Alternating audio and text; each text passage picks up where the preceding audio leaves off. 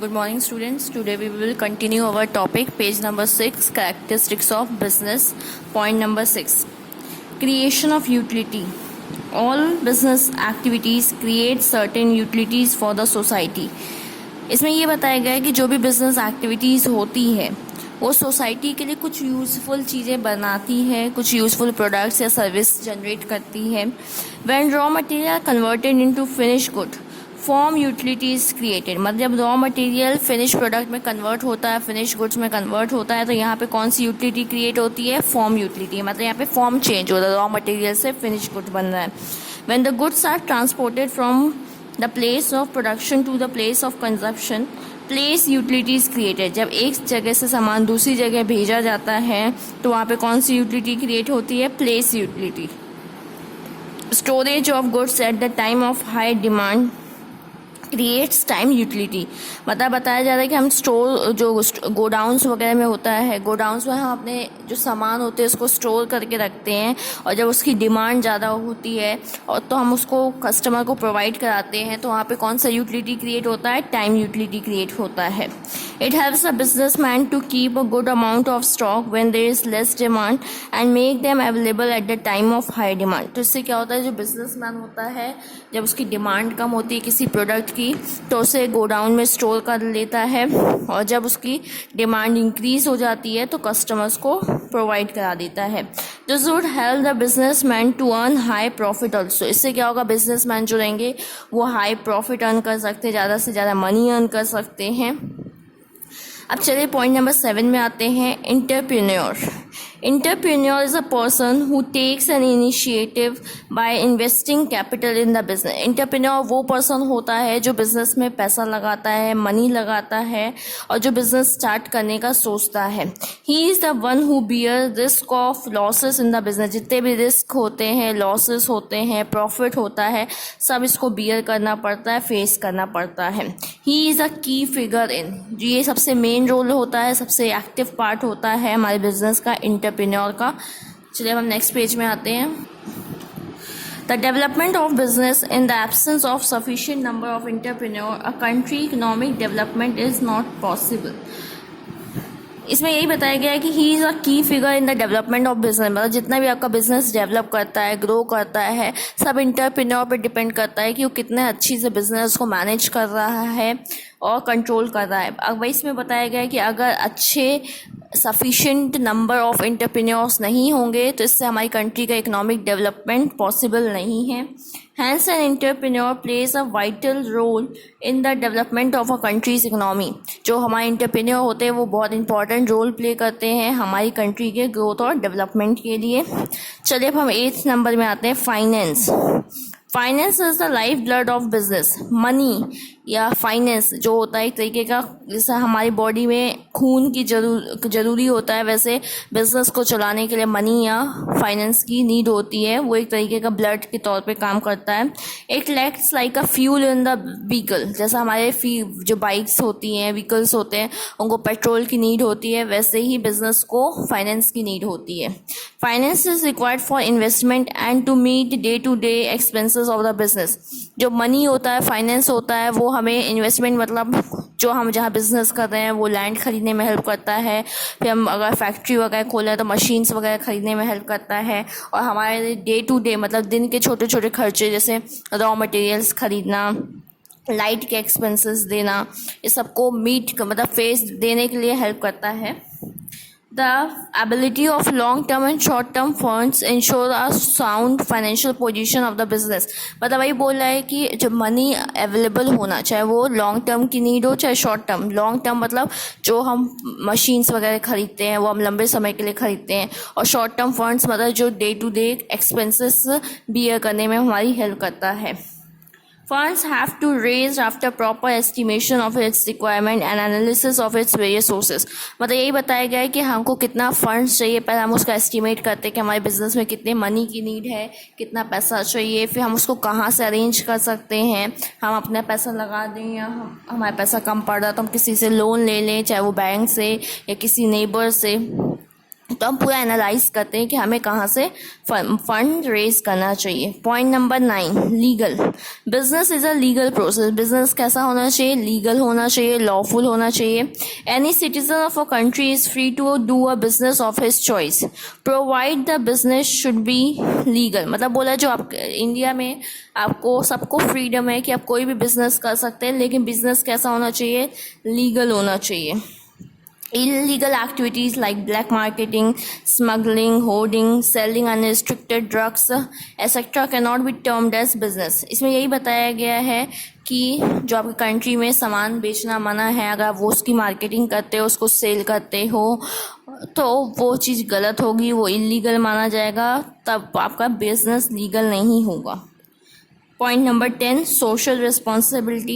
A businessman should always keep in his mind that the society should be benefit. मतलब ये है कि ठीक है आप प्रॉफिट अर्न कर रहे हैं, बहुत अच्छी बात है, लेकिन आपको सोसाइटी के लिए भी सोचना पड़ेगा, सोसाइटी का वेलफेयर भी सोचना पड़ेगा। जो आप प्रोडक्ट्स और सर्विस बना रहे हो, आप एक तरीके से अपने कस्टमर को सेटिस्फाई करने के लिए बना रहे हो, तो वो भी एक सोसाइटी का पार्ट है, तो उनको भी आप अच्छी से सेटिस्फाई करिए, अच्छे प्रोडक्ट्स प्रोवाइड कराइए।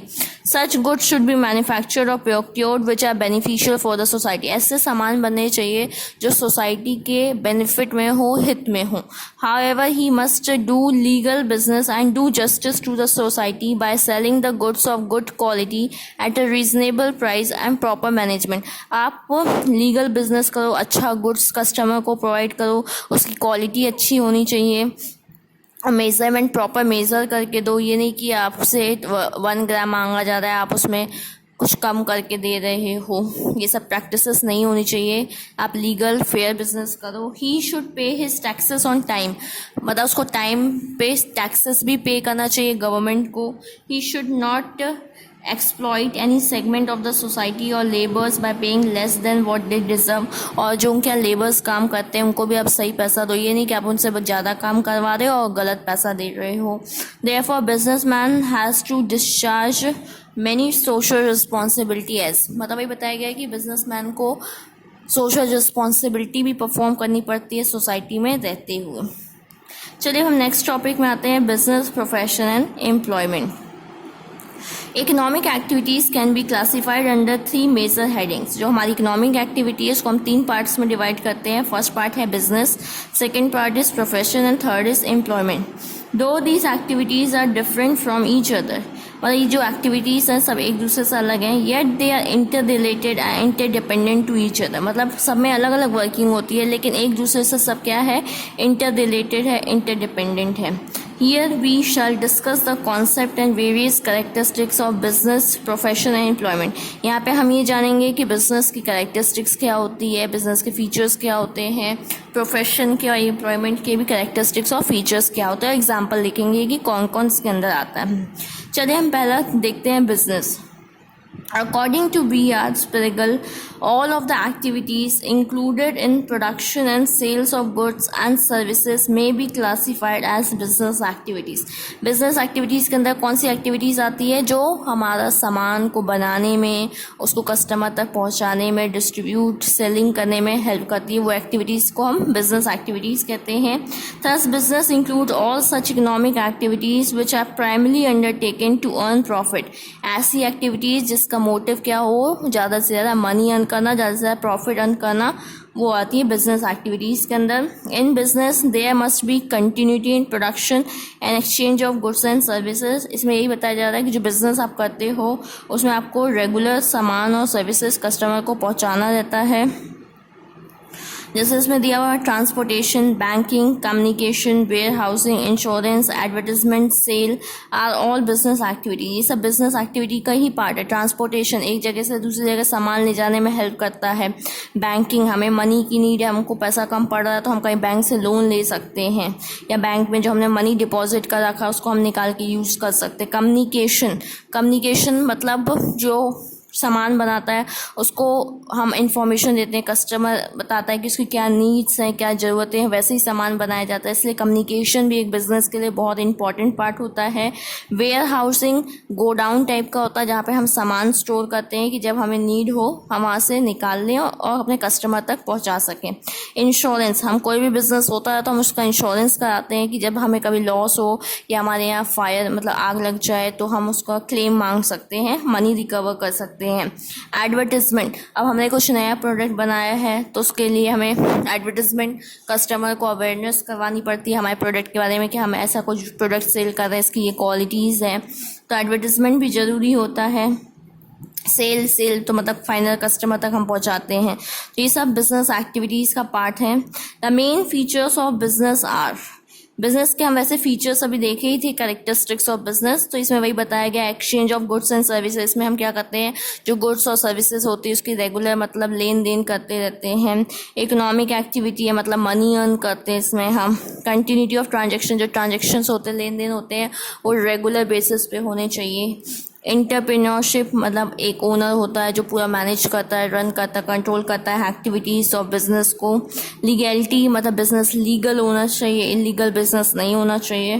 प्रॉफिट मोटिव, इसका बिजनेस का मोटिव ही होता है कि ज़्यादा से ज़्यादा हम मनी अर्न कर सकें। फिर रिस्क एंड अनसर्टेनिटी, तो रिस्क अनसर्टेनिटी मतलब देखिए आप आज प्रॉफिट अर्न कर रहे हो, कभी ना कभी लॉस होगा, कुछ मतलब आपको प्रॉब्लम फेस करनी पड़ेगी। तो रिस्क, कोई भी बिजनेस होता है सब में रिस्क होता ही होता है। क्रिएशन ऑफ यूटिलिटी, हमने प्लेस यूटिलिटी देखा था, टाइम यूटिलिटी देखा था, फॉर्म यूटिलिटी देखा था। तो क्रिएशन ऑफ यूटिलिटी के अंदर मतलब हम कुछ यूजफुल क्रिएट कर रहे हैं। फाइनेंस मतलब कोई बिजनेस को चलाने के लिए फाइनेंस एक फ्यूल की तरह काम करता है, ज़रूरी होता है, इसके बिना हम बिजनेस को नहीं परफॉर्म कर सकते, बिजनेस एक्टिविटीज़ को। सोशल रिस्पॉन्सिबिलिटी मतलब हम एक सोसाइटी में रहते हैं तो हमारा रिस्पॉन्सिबिलिटी होता है कि हम कुछ सोशल वर्क भी करें, सोसाइटी के लोगों को हर्ट ना करें, कस्टमर्स को चीट ना करें, लेबर्स जो हमारे काम कर रहे हैं उनको हम चीट ना करें। ये बिजनेस के अंदर था। अब हम देखते हैं profession. Profession is an occupation which requires specialized knowledge and skills and services are rendered personally against some remuneration. Profession का एग्जाम्पल है डॉक्टर, लॉयर, जिसमें क्या होता है जो डॉक्टर्स होते हैं वो एक स्पेशलाइज्ड नॉलेज गेन करते हैं, उसकी वो प्रॉपर ट्रेनिंग लेते हैं, फिर अपने जो पेशेंट्स होते हैं उनको पर्सनली अपनी सर्विस मतलब पर्सनली एक एक को देखते हैं डॉक्टर, और उनके बदले में पेशेंट क्या करता है, उन्हें कुछ मनी देता है, वो रेम्यूनरेशन देता है, मतलब वो जो सर्विस प्रोवाइड कर रहे हैं उसका चार्ज पे करता है। For example the service of a doctor, lawyer, accountant, engineer etcetera. These professional charge some fees for the service rendered by them। मतलब वही है कि जो डॉक्टर लोग अपनी सर्विस प्रोवाइड कराते हैं, लॉयर अपनी सर्विस देता है तो उसके बदले में कुछ मनी चार्ज करता है। They are affiliated to a professional body, मतलब ये इनको सर्टिफिकेट और इनको लाइसेंस वगैरह कहाँ से मिलता है, एक प्रोफेशनल बॉडी से मिलता है, जैसे such an institute of chartered accountant of India, medical council of India, bar council of India. जैसे इंस्टीट्यूट ऑफ चार्टर्ड अकाउंटेंट किसके लिए, सीए के लिए, medical for medicine doctor purpose, और जो बार काउंसिल है ये लॉयर के लिए होता है। मतलब यहाँ ये एक इंस्टीट्यूट होता है, एक बॉडी होती है जो आपको सर्टिफिकेट्स और प्रॉपर डिग्री वगैरह प्रोवाइड कराती है जो आप कोर्स करते हो। Which enforces a code of conduct of its members, और ये रूल्स एंड रेगुलेशंस भी बनाती है कि आपको कैसे काम करना है, कैसा आपका बिहेवियर होना चाहिए।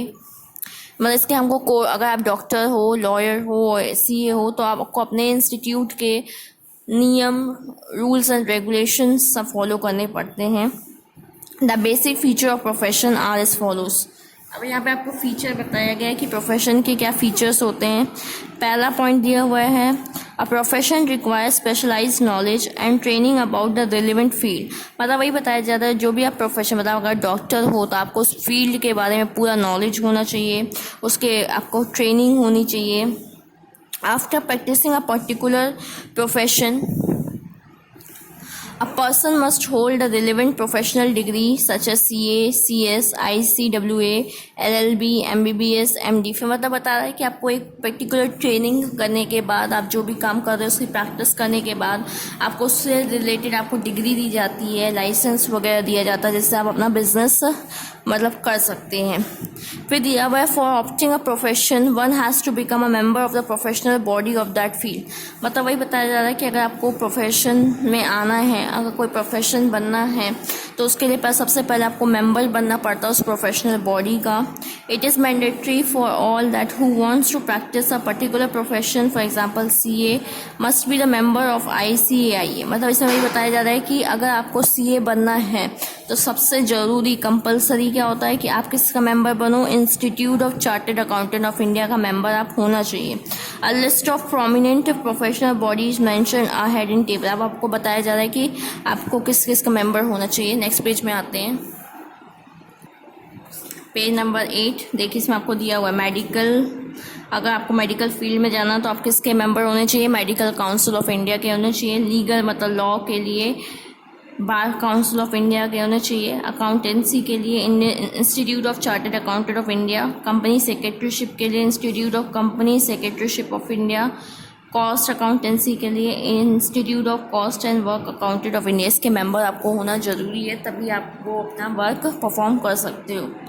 There is a stabilise code of conduct enforce by the professional body. ये जो बॉडीज़ हैं प्रोफेशनल, ये अपने code of conduct rules and regulations बनाती है। It contains the norms of behaviour for the member and it is strictly followed. मतलब यही है कि मतलब आप अगर इसके मेंबर हो तो आपको कैसे बिहेव करना है, कैसे वर्किंग करनी है, उसके लिए पूरा रूल्स एंड रेगुलेशन बनाया जाता है और उसको स्ट्रिक्टली फॉलो भी किया जाता है। Violation of these rules and regulations may lead to the cancellation of one's membership. अगर आप रूल्स एंड रेगुलेशंस को प्रॉपरली फॉलो नहीं करते हैं, आप कस्टमर के साथ, अपने क्लाइंट के साथ ढंग से बिहेव नहीं करते हैं, तो आपको जो मेंबरशिप आप मिली है, जो आपको लाइसेंस सर्टिफिकेट्स मिले हैं, वो आपसे ले लिए जाएंगे और आप उस इंस्टीट्यूट के मेंबर नहीं रहेंगे।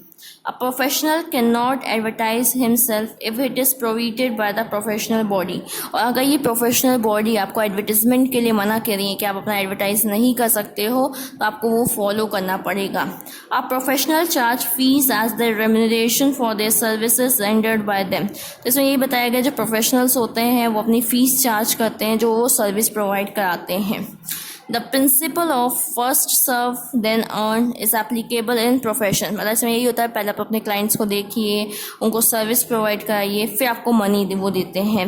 इन if this factor is missing a professional can not gain goodwill in this field. अगर आप अपने कस्टमर को सेटिस्फाई नहीं कर पाते हैं, अच्छी सर्विस नहीं दे पाते हैं, तो आप ज़्यादा गुडविल मनी अर्न नहीं कर पाएंगे उस फील्ड में। So there must be an element of service in doing और प्रैक्टिसिंग एनी प्रोफेशन। तो मतलब यही बोला जा रहा है कि अगर आप प्रोफेशन फील्ड में कुछ अर्न करना चाहते हैं तो पहले आप अच्छी सर्विस प्रोवाइड करिए, तभी आप प्रॉफिट या मनी अर्न कर पाएंगे। Employment and service. Employment and services are synonymous. Such people are included in this category of economic field who receive a fixed amount of predetermined wages or salary for their services। मतलब इसमें यही बताया जा रहा है कि जो पहले तो बताया गया कि एम्प्लॉयमेंट और सर्विस क्या है, बिल्कुल सिमिलर हैं, सिमिलर वर्ड्स हैं। और जो पीपल्स इसमें ऐसे टाइप के लोग आते हैं, ऐसे इकोनॉमिक एक्टिविटी वो परफॉर्म करते हैं, उनके बदले में उनको क्या मिलती है, फिक्स्ड सैलरी मिलती है या फिक्स्ड वेजेस मिलता है। Unlike professionals who work independently, the employees work under a person, a firm or in a company। जैसे बताया गया जो प्रोफेशनल्स होते हैं वो क्या होते हैं, इंडिपेंडेंट होते हैं, वो किसी के अंडर नहीं होते हैं। अब लेकिन जो एम्प्लॉयज़ होते हैं वो किसी के अंडर काम करते हैं, चाहे वो एक पर्सन हो, चाहे कोई फर्म के या कंपनी के अंदर काम करते हैं। There exists a contract of employment frame by the employer and sign by the employee. यहाँ पे एक कॉन्ट्रैक्ट होता है जो आपको जॉब प्रोवाइड कराता है। ये कौन बनाता है, एम्प्लॉय। एम्प्लॉय मतलब हेड होता है और उसको साइन कौन करता है, एम्प्लॉय करता है, मतलब जो उसके यहाँ काम कर रहा होता है। Such a contract contains the terms and conditions of amount of salary and wages, other benefits, provident fund. इसमें यही कॉन्ट्रैक्ट में यही मेंशन होता है कि आपको कब कैसे काम करना है, क्या रूल्स एंड रेगुलेशंस हैं, आपकी सैलरी क्या रहेगी, आपके वेजेस क्या रहेंगे, आपको क्या क्या बेनिफिट्स मिलेगी, प्रोविडेंट फंड कि क्या रूल्स एंड रेगुलेशंस होंगे। These services fall under service sector, ये किसके अंदर आता है, सर्विस सेक्टर के अंदर आता है। These employees are addressed by different names depending upon the nature of work and dependent and department in which they are working, namely secretary, clerk, commissioner, typist, peons, inspector, teacher. मतलब इसमें इन सबका जो employees होते हैं इन सबका अलग अलग नाम होता है, वो उनके वर्क पे डिपेंड करता है और उनकी डिपार्टमेंट पे डिपेंड करता है कि वो कौन से पोस्ट में काम कर रहे हैं, कौन सी डिपार्टमेंट में काम कर रहे हैं। तो इसमें कुछ एग्जांपल दिया हुआ है कि जैसे सेक्रेटरी हो गया, क्लर्क हो गया, कमिश्नर हो गया, टाइपिस्ट हो गया, प्यून, इंस्पेक्टर, टीचर, ये सब किसके अंदर आते हैं, एम्प्लॉयमेंट के अंदर आते हैं। फिर बताया गया the main features of employment and services are as follows. पहला पॉइंट दिया हुआ है employment commences on joining services and taking charge under person और ऑफ द फर्म। मतलब ये कब से बिगिन होता है, जब आप किसी के अंडर काम करते हैं। It employs involves performing the duties अनसाइन बाय द एम्प्लॉय। इसमें आपको क्या काम करना पड़ता है, जो एम्प्लॉयर आपको काम देता है वो काम करना पड़ता है। No capital is required for investment, मतलब जो एम्प्लॉय होता है उसको यहाँ पे कोई पैसा नहीं लगाना पड़ता है। The employees is titled for wages and salaries and other benefits such as reward for his services. मतलब एम्प्लॉय को यहाँ क्या मिलता है, फिक्स्ड सैलरी या वेजेस मिलता है और अदर बेनिफिट जैसे रिवॉर्ड्स वगैरह मिलते हैं जैसा वो काम करता है। These are predetermined and are mentioned in the contract of the employment। ये पहले से ही डिसाइड होता है और आपके कॉन्ट्रैक्ट में मेंशन रहता है। Remuneration is fixed according to the time and nature of work. जो रेम्यूनरेशन होती है मतलब जो सैलरी आपकी रहती है वो पहले से फिक्स रहती है कि आपको इतना देर काम करना है, आपको ये काम करना है, मतलब पहले से ही काम आपका डिसाइड रहता है, वर्किंग आवर्स डिसाइडेड रहते हैं। An employee has to follow the rules and regulations prescribed in the contract and framed by the employee। यहाँ पे आपको पूरे रूल्स और रेगुलेशंस जो एम्प्लॉयर बनाता है उसको फॉलो करना पड़ता है। An employee cannot transfer his job to other person। इसमें जो एम्प्लॉय होता है वो अपनी जॉब किसी और को नहीं दे सकता है, उसको खुद ही करना पड़ता है। There are no standard qualification to get employment। तो मतलब वही बोला कि अगर आपको कहीं जॉब करना है तो उसके लिए कोई परफेक्ट, मतलब सबके लिए एक क्वालिफिकेशन नहीं, सबको अलग अलग डिपेंड करता है, उसके फील्ड पे डिपेंड करता है कि आपको कैसी क्वालिफिकेशन चाहिए। It all depends upon the nature and requirement of the job. वही बताया गया कि आपकी जॉब पे डिपेंड करता है कि आप कौन से फील्ड में जा रहे हो, उसके लिए क्या क्वालिफिकेशन ज़रूरत है। अब यहाँ पे देखिए आपको सिमिलैरिटीज़ बताया गया है कि बिजनेस और प्रोफेशन में सिमिलैरिटीज़ क्या क्या है। Business and professions both are economic activity. पहली बात, दोनों इकोनॉमिक एक्टिविटी है। The motive of both is to earn profit. दोनों का मोटिव क्या है, पैसा अर्न करना, प्रॉफिट अर्न करना। Both possess an element of risk, though in business risk is more and profession risk is less. मतलब दोनों में रिस्क इन्वॉल्व रहता है, रिस्क बिजनेस में ज़्यादा होता है, प्रोफेशन में कम होता है। Both fulfil the needs of society, दोनों सोसाइटी की ज़रूरतों को पूरी करते हैं। The success of both depends upon personal capabilities and skills of a person. Business और प्रोफेशन अपने जो मतलब लोग काम करते हैं उनकी कैपेसिटीज़ पे, उनकी स्किल्स पे डिपेंड करता है कि वो जितना अच्छा वर्क करेंगे उतना अच्छा रिजल्ट मिलेगा। बोथ शुड बी लीगल, दोनों क्या होने चाहिए, लीगल होने चाहिए। नेक्स्ट पेज में आते हैं। Both required capital investment, though in business the volume of capital is more and in profession it is less। मतलब दोनों में कुछ ना कुछ मनी लगता है स्टार्ट करने के लिए, लेकिन बिजनेस जो होता है उसमें ज़्यादा मनी लगता है एज़ कम्पेयर टू प्रोफेशन में। चलिए हम नेक्स्ट डे अब डिफरेंस पढ़ेंगे, difference between business and profession and difference and employment. Thank you.